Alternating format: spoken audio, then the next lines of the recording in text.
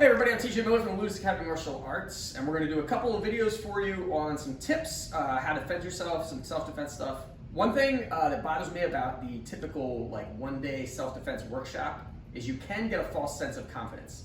So these things that we show you will work, but you have to practice them.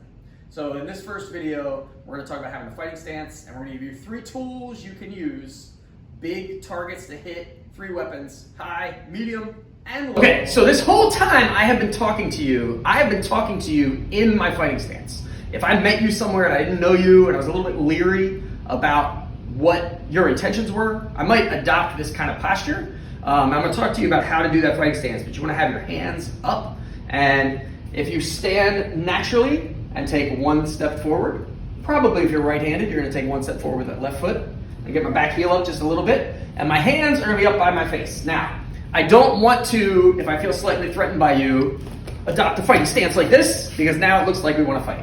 But I do want my hands up here so that if you do something, I am ready to respond to that situation without necessarily looking threatening. So I kind of talk with my hands and get my hands in the direction of up. So 1 natural step forward, bend the knees a little bit, hands up by the cheeks, and you want your feet to be shoulder width apart. We don't want to stand on the line or cross our feet. And I'm now in a comfortable fighting stance. All right, so if I have this attacker here, I'm going to show you real quick the 3 options we have. One of the main things you want to think about in the beginning is I don't want to be necessarily this close to somebody, right? So I definitely want to keep my space. I want to be out of his foot range so he can't reach me, okay, unless he moves forward, okay? So the 3 tools we have, again, notice when I'm talking, I'm in this fighting stance, okay? And if Paul comes just a little bit closer, just so you can see. So if he advances, the 3 things we're going to talk about are doing a palm strike to the face, and you're going to be aiming here for just the nose, front of the face, with the heel of your palm. We have also the knee to the groin. On that one, I'm going to drive my knee forward, keep the foot back, and then we have what we call the oblique kick. Okay, so that is, I'm going to use like I'm kicking a soccer ball. This is one of my favorites because a lot of people, if their attention is up here, this is a very wide open target you can do. But we're going to talk about quickly how to do each of those and kind of how to practice them. Okay, and you have a tool there to hit somebody high, hit somebody in the middle, or hit somebody on the low line. And for a self-defense situation, if you land that well, then you want to get away. Okay, especially if the person's bigger than you. You don't want to risk that situation. We're just trying to stun them and then get away. All right, so another little thing you could practice on your own when you're doing this is this little bit of footwork. So I'm just going to push off my back foot. Okay, so if I want to get forward, boom. Okay, remember, we're talking about being at a distance. So when we do palm strike today, we're going to use the backhand because you can generate a lot more power from your rear. If you're boxing, your lead side is your jab, your rear side is your cross. You get more power that way. And you're going to drive, in a real life situation, I'm going to drive this palm right through his nose. Whenever you hit something, you don't want to stop right at the target. So you want to imagine that you're taking this palm and putting it into the middle of his skull, okay? If you decide you want to hit somebody, you have to make sure you have some stopping power, or else you just annoy them. That's why it's really important to practice this.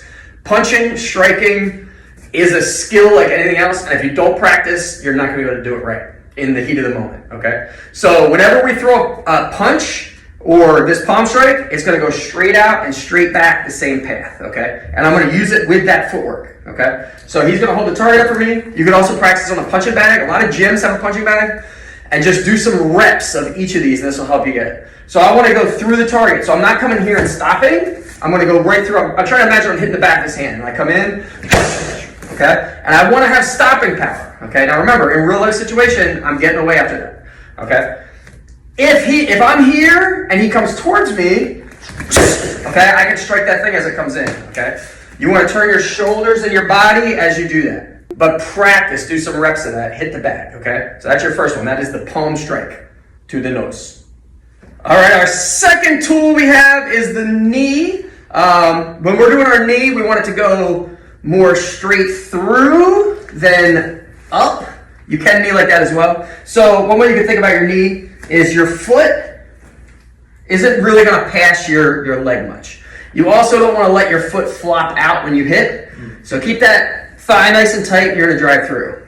Your partner, if you have one, can hold your pads like this. Or again, you can do this on the punching bag. but he's gonna hold that out. And I'm coming in, and I'm driving that knee right through, and I wanna come back. So from here, my knee's coming out from the back and going straight through. And in real life, I'm driving that right towards the groin. It can go to the thigh as well, okay, or to the stomach. But again, that's another target that's not specific. Like if you were trying to hit somebody in the throat or like poke them in the eye.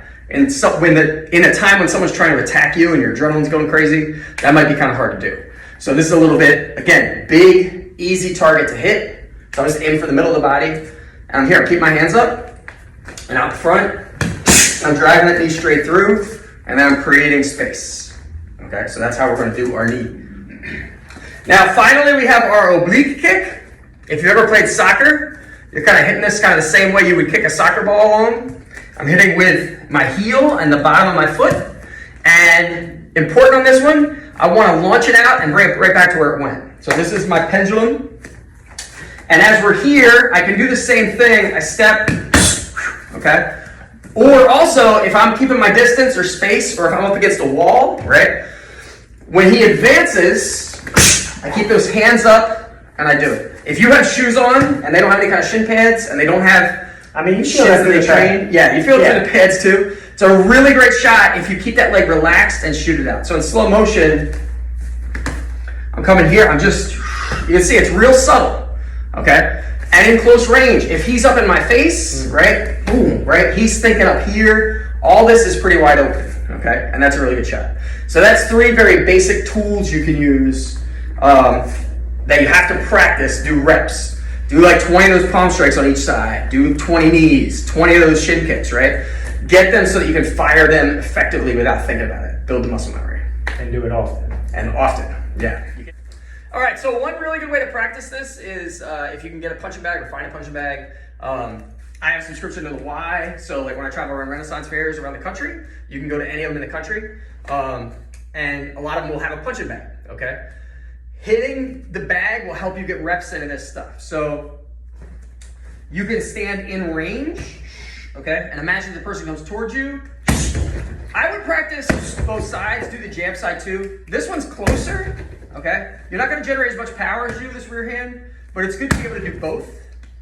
And you wanna go straight out and straight back. Your power is gonna come from your hips, so you wanna turn, okay? Remember, you're not just hitting, I'm not just hitting here, I wanna hit through the back, okay? And then you do the same thing with your other tools we talked about.